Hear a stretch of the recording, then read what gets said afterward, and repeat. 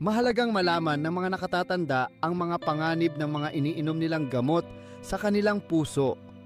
Maraming gamot ang maaaring magdulot ng hindi inaasahang epekto sa puso, tulad ng pagtaas ng presyo ng dugo, pagbilis ng tibok ng puso, atake sa puso, at paglala ng heart failure. Huwag po kayong mag-skip ng kahit isang segundo dahil makakabanggit ako ng mahigit 20 gamot. Kabilang na dito ang mga gamot na pain relievers, gamot sa diabetes, herbal o halamang gamot, at mga suplemento. Kaya, mahalagang malaman ng mga nakatatanda ang mga panganib na ito upang mabanggit nyo sa iyong doktor kung pwede pa ba ang mga gamot na ito sa iyo. Pero bago tayo magsimula, maaari bang humiling ng isang subscription? Ngayon, simulan natin ang usapan sa gamot para sa kirot dahil karaniwan itong ginagamit ng mga senior. Ang NSAIDs o non-steroidal anti-inflammatory drugs. Ang mga NSAIDs ay makukuha na over-the-counter o sa pamamagitan ng reseta. Pangunahing ginagamit ang mga ito para sa pag-alis ng sakit, lagnat at pamamaga tulad ng mga sakit ng ulo, arthritis at sakit ng kalamnan. Gayunpaman, ang mga NSAIDs tulad ng ibuprofen, Advil ay maaaring magtaas ng presyo ng dugo at magdulot ng pamamanas sa katawan na maaaring magpalala ng hypertension o heart failure. Ang matagal na paggamit ng NSAIDs tulad ng diclofenac ay nauugnay rin sa atake sa puso at stroke. Ang panganib na ito ay maaaring mangyari kahit sa unang linggo ng paggamit ng gamot. Kaya naman, may nakalagay na babala sa lahat ng box ng NSAIDs tungkol sa side effect nito sa puso. Mahalaga ring tandaan na ang mga NSAIDs tulad ng celecoxib, Celebrex ay maaaring mahalo sa ibang gamot tulad ng aspirin, lisinopril, losartan at hydrochlorothiazide. Kaya nababawasan ng bisa ang mga gamot para sa high blood at puso. Upang maiwasan ang mga panganib na ito, pinapayuhan ang mga gumagamit ng NSAIDs na gamitin ang pinakamababang dose. Dapat din maging maingat ang mga pasyente na umiinom ng anticoagulants o antiplatelet drugs tulad ng warfarin kapag gumagamit ng NSAIDs dahil maaaring magdulot ito ng pagdurugo. Ngayon, pag-usapan naman natin ang susunod na gamot na ginagamit para sa sipon. Pero kung nagustuhan mo ang una nating napag-usapan, pwede po ba pindutin ang like button? Kung hindi, pwede ring mag-click ng thumbs down. Pangalawa ay decongestants. Ang mga decongestant ay pangunahing ginagamit para sa pansamantalang pag-alis ng nasal congestion o baradong ilong dulot ng sipon, sinusitis o allergy. Gumagana ang mga ito sa pamamagitan ng pagpapahigpit ng mga ugat sa ilong. Gayunpaman, ang mga decongestant tulad ng pseudoephedrine ay hindi lamang nakakapaghigpit ng mga ugat sa ilong, kundi pati na rin ng mga ugat sa ibang parte ng katawan na maaaring magdulot ng high blood at pagpabilis na tibok ng puso. Ang mga decongestant tulad ng phenylephrine, Neozep ay maaari ring magdulot ng palpitations at arrhythmias sa mga ibang pasyente. Dahil dito, ang mga decongestant na over-the-counter ay hindi dapat gamitin sa mga taong may hindi nakokontrol na hypertension dahil kahit kunti lang ang pagtaas ng presyo ng dugo ay delikado na.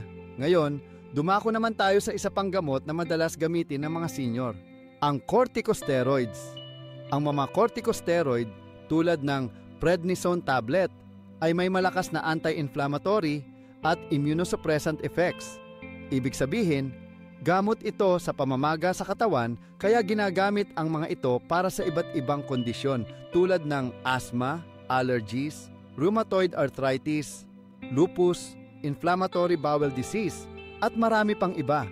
Pero karaniwang ginagamit ang mga ito sa maikling panahon o sa mababang dose sa matagalang gamutan. Gayunpaman, ang mga steroid tulad ng methylprednisolone ay maaaring magdulot ng maraming epekto sa puso. Isa sa dahilan ay dahil ang mga steroids ay tumutulong sa pag-iipon ng asin at tubig sa katawan, kaya nagpapataas ng presyo ng dugo at fluid overload. Ang pangmatagalang paggamit ng glucocorticoid therapy, kabilang ang dexamethasone, ay nauugnay rin sa pagtaas ng kolesterol at blood sugar sa katawan. Pwede rin ito magdulot ng arrhythmias dahil sa pagkawala ng potassium lalo na kung pinagsama ang steroids at diuretics. Pero kung hindi ka umiinom ng steroid, pag-usapan natin ang mga gamot para sa diabetes. Pang-apat ay thiazolidinedions. Ang thiazolidinedion ay isang uri ng gamot para sa type 2 diabetes dahil sa kakayahan nitong mapabuti ang insulin sensitivity at makontrol ang blood sugar. Bagaman hindi na ito karaniwang ginagamit na panggamot sa diabetes, may mga pasyente pa rin na gumagamit nito. Kaya mahalagang malaman mo na ang mga thiazolidinedion ay maaaring magdulot ng pamamanas dahil sa epekto nito sa kidney. Ang mas nakakabahala dito, maaaring magdulot ito ng congestive heart failure. Isa sa mga halimbawa ng thiazolidinedions ay ang rosiglitazone. May pag-aaral na nagmumungkahi na nagdudulot ito ng atake sa puso. Isa pang halimbawa ay ang pioglitazone, kung saan mas mababa ang panganib ng atake sa puso, ngunit nakakasanhi ito ng heart failure dahil sa pamamanas. Ngunit kung hindi ka umiinom ng thiazolidinedion, baka ang susunod na gamot ang iniinom mo. Ang mga DPP-4 inhibitors. Ang mga DPP-4 inhibitors ay gamot rin para sa diabetes na nagpapataas ng incretin hormones upang mapababa ang blood glucose, lalo na pagkatapos kumain. Gayunpaman, may mga pag-aaral na pwede pa ring makasanhi ng heart failure, lalong-lalo na sa mga pasyenteng umiinom ng saxagliptin at alogliptin. Ngunit ayon sa research, ang sitagliptin at linagliptin, Tradjenta, ay walang epekto sa puso. Pero kung wala ka namang diabetes, baka may gamot ka para sa impeksyon. Ang antibiotics at antifungal.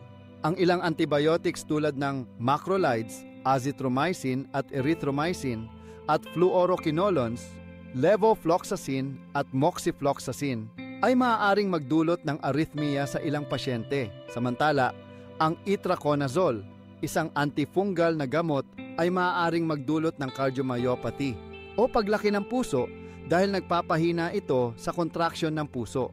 May mga ulat rin ng reversible congestive heart failure, lalo na kapag ang itraconazole ay ginamit ng matagal. Dahil dito, hindi inirerekomenda sa mga pasyenteng may history ng heart failure ang paggamit ng itraconazole sa mga hindi delikadong impeksyon tulad ng toenail fungus. Pero kung wala ka namang impeksyon, baka may gamot ka para sa sakit ng ulo. Mga gamot para sa migraine. Ang mga triptan ay maaaring magdulot ng pagkipot ng mga ugat, kabilang ang mga ugat sa puso. Sa mga pasyenteng nakaranas ng heart attack, ang pagkipot na ito ay maaaring magdulot ng mas malalalang atake. Kung hindi nyo po alam, mas kunti nakakasurvive sa mga taong palaging inaatake. Isa sa mga halimbawa ng triptan ay ang sumatriptan, Imitrex, kung saan ito ay nauugnay sa mga transient atrial fibrillation at myocardial ischemia, mga iba't ibang uri ng sakit sa puso. Ang ibang halimbawa ng triptan ay kinabibilangan ng rizatriptan, Maxalt, Zolmitriptan, Zomig, at Eletriptan, Relpax. Ngayon, pag-usapan natin ang mga gamot para sa mga senior na may problema sa baga. Ang beta-agonist bronchodilators. Ang mga short-acting inhaler tulad ng albuterol ay karaniwang ginagamit bilang rescue medication para sa asthma o COPD sa mga matatanda. Gayunpaman, ang mga beta-agonist ay maaaring magdulot ng pagtaas ng heart rate at palpitations dahil naapektuhan nito ang puso. Kaya sa mga pasyenteng may sakit sa puso, ang pagtaas ng heart rate ay maaaring magdulot ng pananakit ng dibdib at abnormal na tibok ng puso. Dahil dito, ang mga matatandang gumagamit ng inhaler nang madalas ay dapat nang magtanong sa kanilang doktor kung safe pa ba ito. Ngunit may mga teknik na maaaring gawin upang maiwasan ang epekto nito sa puso, tulad ng paggamit ng inhaler na may spacer, paggamit ng slow-release formulation, o pagdagdag ng ibang controller medication. Ngayon, pag-usapan natin ang isang gamot na ginagamit ng mga matatandang mahina ang buto, ang supplements para sa calcium.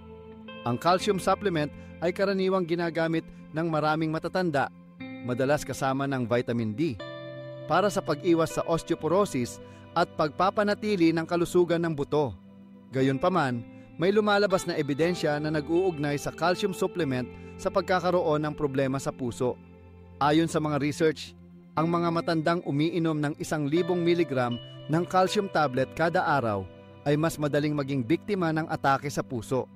May isa pang malaking pag-aaral na nagpakita na ang calcium kasama ng vitamin D ay bahagyang nagsasanhi ng myocardial infarction at stroke ng humigit kumulang 20%. Ngayon, baka iniisip mo na ang herbal ay ang last chance mo. Mag-isip muli, dahil ang susunod ay magpapatunay na ang mga halaman ay maaaring makapinsala rin sa puso. Huling gamot, mga herbal.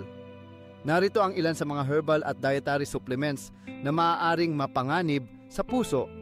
Number 1, ang guarana ay isang halaman na pinagmumulan ng caffeine na matatagpuan sa mga energy products. Maaari itong magdulot ng pagtaas ng presyo ng dugo at palpitations sa mga sensitibong individual.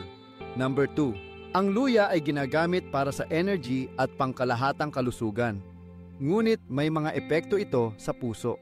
Maaari itong magdulot ng pagtaas o pagbaba ng presyo ng dugo at makagambala sa mga gamot sa puso. May mga ulat ng mga kaso na nagpapakita na maaaring magdulot ito ng arrhythmias. At number 3, ang licorice root ay ginagamit na tea para sa digestive symptoms, ngunit ang active compound nito na glycyrrhizin ay maaaring magdulot ng sodium retention at potassium loss na humahantong sa hypertension at edema. Ang mababang antas ng potassium mula sa licorice ay maaaring magdulot ng mapanganib na arrhythmias. Ngayong alam mo na ang mga gamot na nakakasira ng puso, alin sa mga gamot na ito ang akala mo ay hindi nakakasira? Ibahagi ang iyong mga saloobin sa amin sa pamamagitan ng pag-comment sa ibaba.